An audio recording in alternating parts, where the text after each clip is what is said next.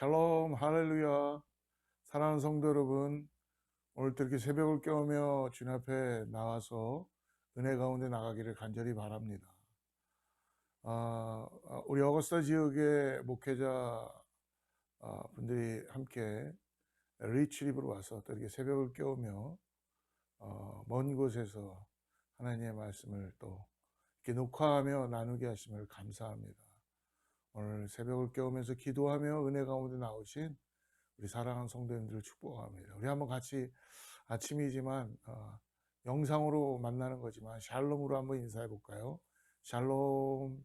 예, 하나님의 평강이 오늘 함께 할 줄을 믿습니다. 오늘은 우리가 지난주에 이어서 오늘 다니엘 3장을 같이 보겠는데요. 전체적으로 다 보는데 나중에 부분에 3장 19절에서 24절까지 말씀 읽고 우리 말씀을 묵상하도록 하겠습니다. 3장 19절부터 24절 말씀입니다. 여러분들 같이 합독하겠습니다. 느부갓네살이 분이 가득하여 사드락과 메삭과 아벳느고를 향하여 얼굴빛을 바꾸고 명령하여 이르되 그 풀무불을 뜨겁게 하기를 평소보다 7배나 뜨겁게 하라 하고 군대 중 용사 몇 사람에게 명령하여 사드락과 메삭과 아벳느고를 결박하여 극렬히 타는 풀무불 가운데 던지라 하니라. 그러자 그 사람들을 겉옷과 속옷과 모자와 다른 옷을 입은 채 결박하여 맹렬히 타는 풀무불 가운데 던졌더라. 왕의 명령이 엄하고 풀무불이 심히 뜨거우므로 불꽃이 사드락과 메삭과 아벳느고를 붙든 사람을 태워 죽였고 이 세 사람 사드락과 메삭과 아벳느고는 결박된 채 맹렬히 타는 풀무불 가운데에 떨어졌더라. 그때 느부갓네살 왕이 놀라 급히 일어나서 모사들에게 물어 이르되 우리가 결박하여 불 가운데 던진 자는 세 사람이 아니었느냐 하니 그들이 왕에게 대답하여 이르되 왕이여 옳소이다 하더라. 우린 지난 시간 2장을 통해서 이제 느부갓네살 왕의 꿈을 해석해 나가는 다니엘을 함께 보았습니다. 이제 3장에 들어와서 우리가 읽진 않았지만 특별히 3장 1절을 보면은 느부갓네살 왕이 어떤 꿈을 꿨는지를 다니엘이 해석을 해줬어요.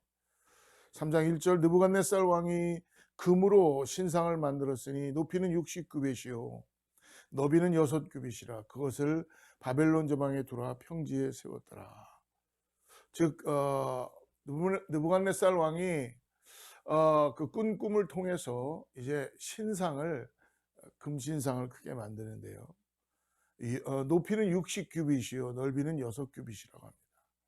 즉 어느 정도의 크기인가 봤더니 한 30m 정도나 되게 크게 만들고서 거기에 모두 절하라는 이 왕을 향하여서 자신들은 절을 하지 않을 것이다 라는 고백하는 오늘 다니엘과 세 친구의 모습을 볼 수 있습니다.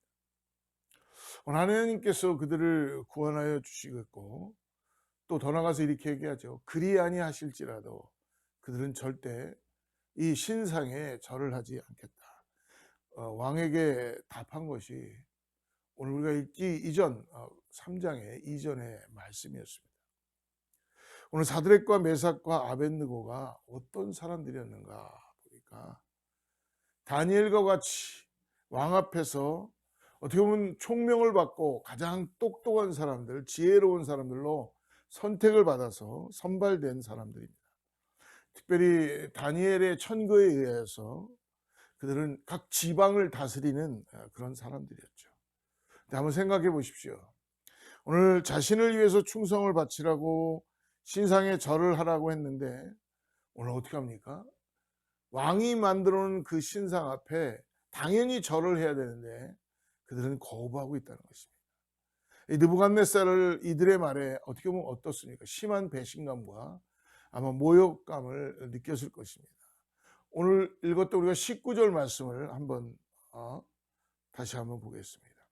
느부갓네살이 분이 가득하여 사드락과 메삭과 아벳느고를 향하여 얼굴빛을 바꾸고 명령하여 이르되 그 풀무불을 뜨겁게 하기를 평소보다 7배나 뜨겁게 하라 하고.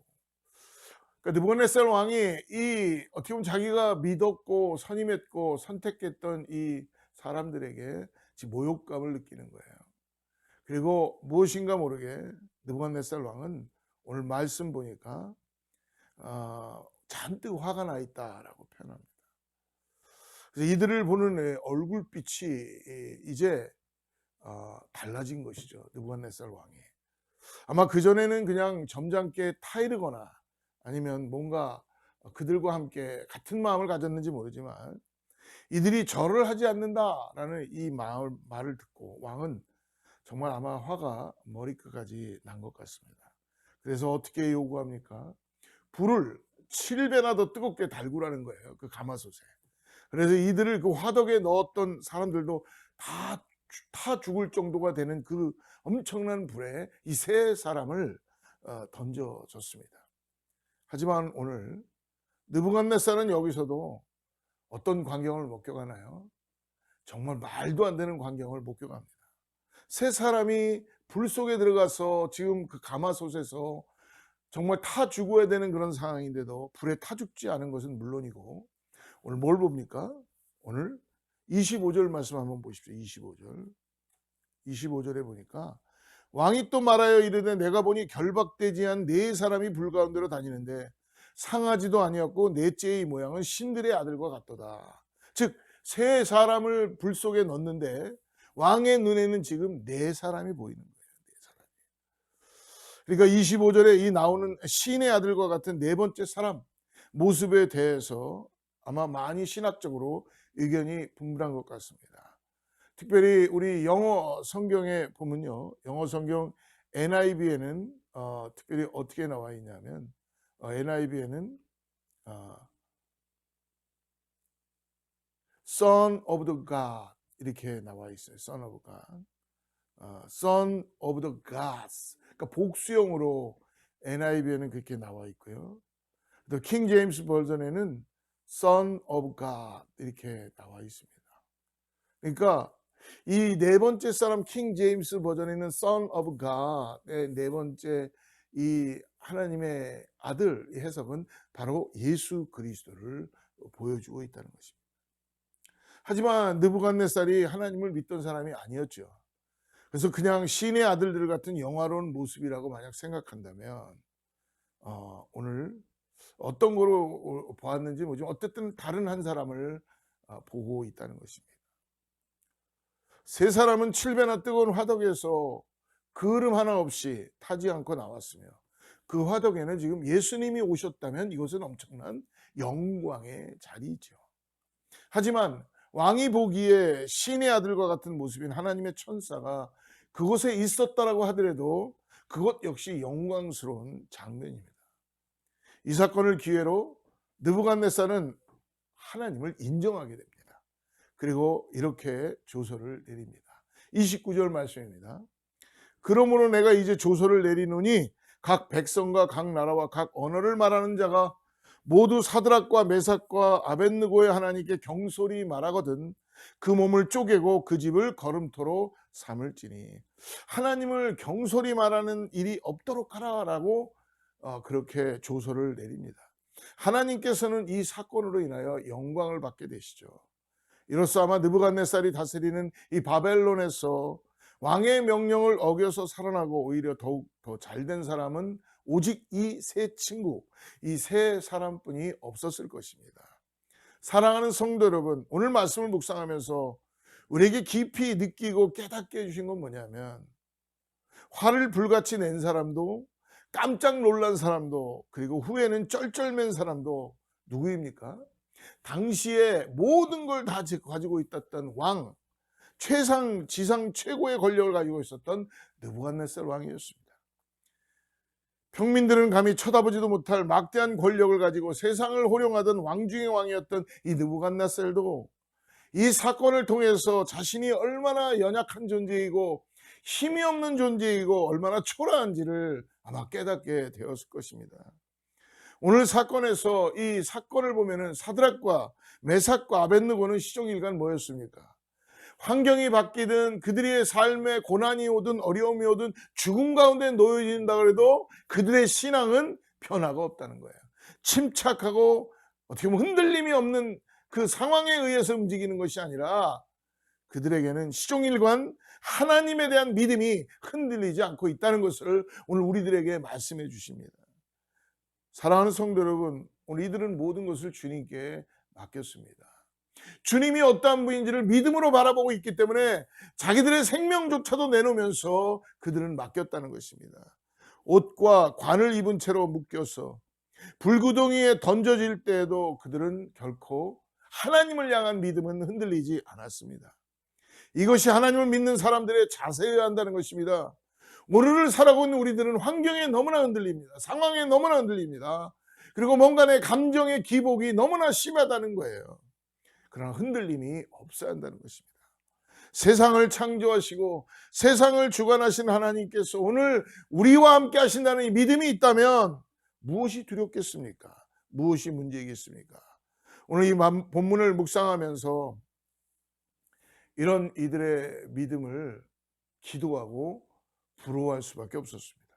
어떻게 보면 내 자신을 돌아다보니까 하루에도 몇 번씩 바뀌는 내 마음, 그리고 어떻게 보면 기복이 너무 심해서 정말 하나님을 믿고 따라가고 싶지만 내 환경이나 상황이나 어떤 것 때문에 힘들어지고 어려울 때마다 나는 또 믿음을 잃어버리는 경우도 있을 수 있다는 것입니다.